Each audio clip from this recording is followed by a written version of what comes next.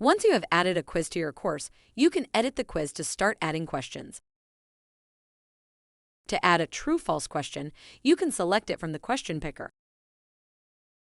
You can then give your question a descriptive name. This will be used to keep track of questions and will not be shown to learners. You can then create the question text. Here, you can also add media like images or video to make your quiz more engaging. You can specify the number of points this question should count. And you can optionally add general feedback that will be displayed to learners after they have answered the question.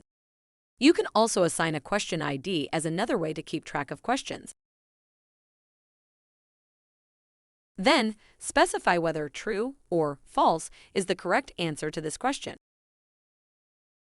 And, optionally, add feedback that learners will receive if they select true as their answer, and similarly if they select false. Finally, you can add tags to make it easy to keep track of questions. When you then click on Save Changes, your true-false question will be added to your quiz. And you can continue to add additional questions.